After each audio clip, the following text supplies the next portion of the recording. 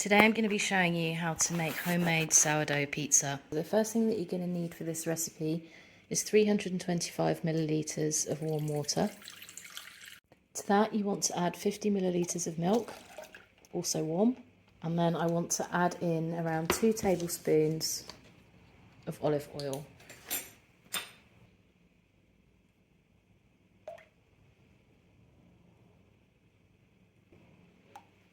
You then want to add in 100 grams of active starter.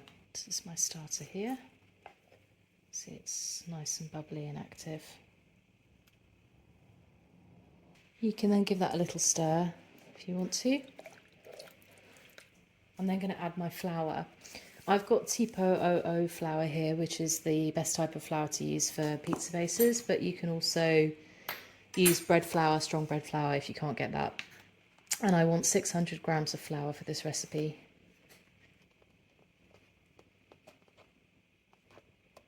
Right, to that I want to add around 2 teaspoons of salt. That's about 10 grams.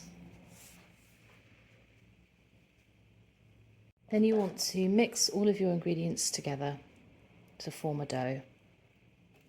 I always like to start it off like this, and then I'm just going to get in there with my hands to finish it off.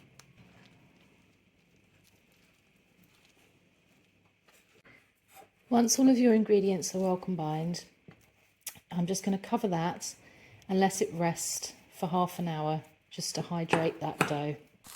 My dough's been resting for 30 minutes, so I'm now going to do some stretch and folds.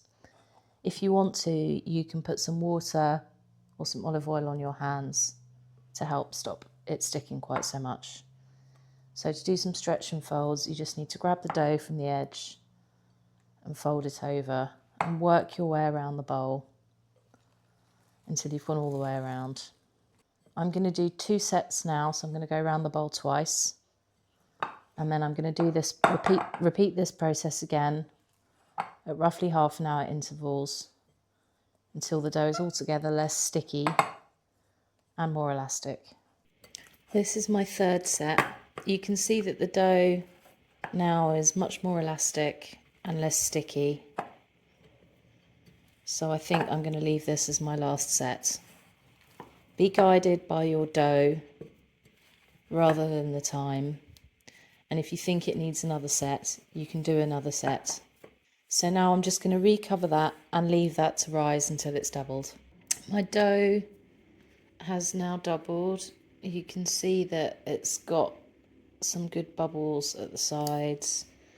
It's kind of domed. It's jiggly. So what I'm going to do now is take this dough out.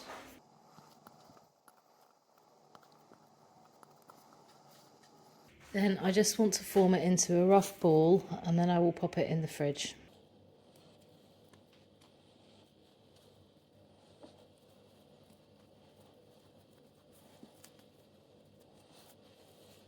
I've just put a little bit of olive oil on my hands just to assist in shaping this into a rough ball.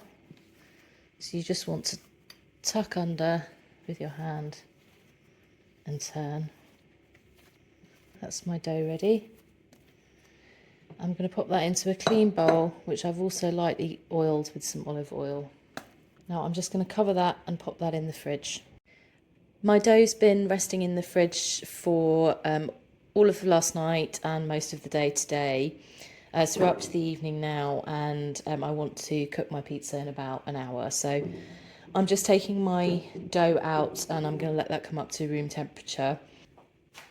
The first thing that I'm going to do is to weigh my dough, just to decide how many pizzas I'm going to make. So my dough weighs about 1.70 kg. So I'm going to get about 4 pizzas from this. For each pizza, you want about 200 to 250 grams. So if you want a thin crust, go for closer to 200 grams.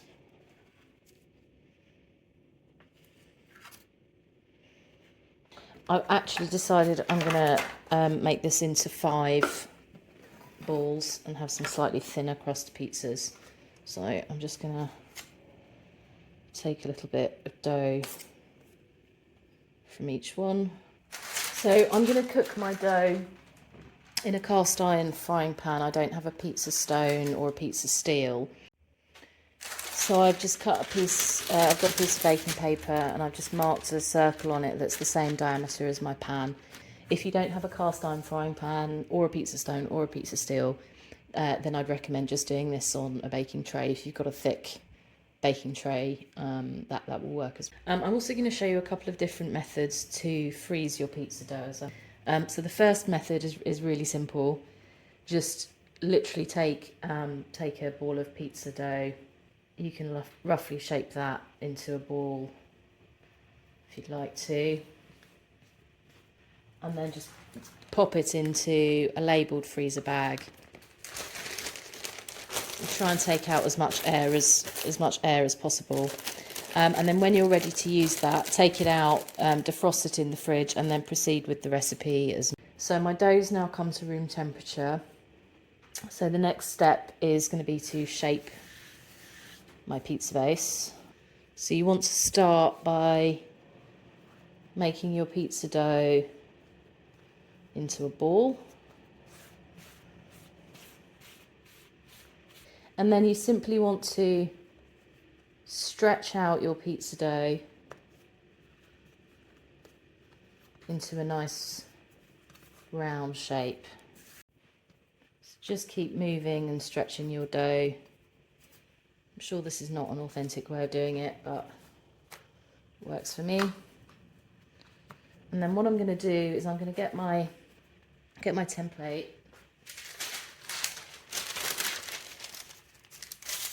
and that's kind of nearly at the size that I want it.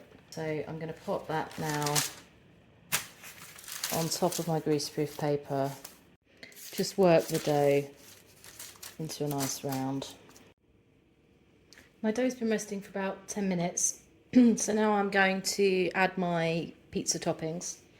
So the first thing that you're going to need is some tomato sauce. So I'm just using passata. This is homemade passata with some tomatoes from my garden. You want quite a thick tomato sauce. You could buy passata from the shops, or you could use pesto instead, or even tomato puree in a pinch. So what I'm going to do, I'm just going to spread that out, and you'll see that I'm leaving a gap at the edges. That's just so that I've got a nice crust. Next, if you want to add herbs, now's a good time to do that. This is just some Italian herb seasoning, so it's got oregano in there, it's got basil in there. Then you want to add your cheese and whichever toppings you want. I've got some mature cheddar cheese here. I've just grated up. I like my pizza to be quite cheesy. Just be mindful that though, the more toppings you put on, the longer your pizza will take to cook. Next, I've got some buffalo mozzarella, and I'm just going to tear pieces of that onto my pizza. I've got some pepperoni slices, so I'm going to add a couple of those.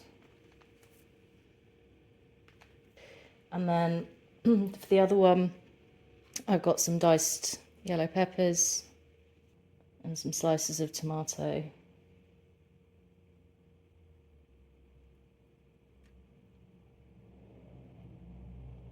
So that's my toppings done.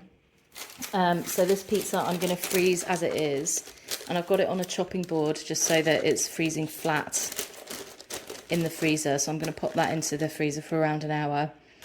So my pizza has now frozen, more or less frozen. So I'm just going to keep that in the parchment.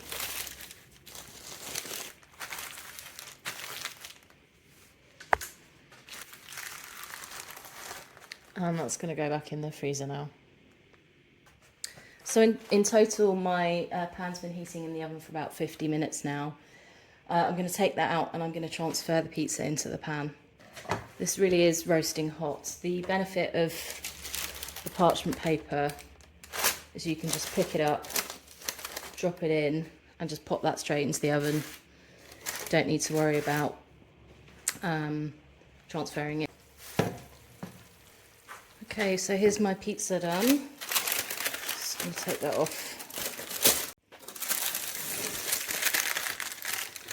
And you can see that the dough's risen. It's nice and crispy.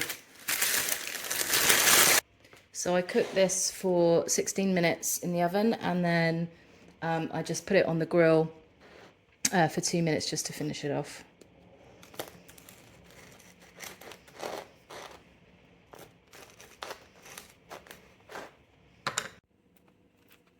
So you can see that the crust is nice and crispy.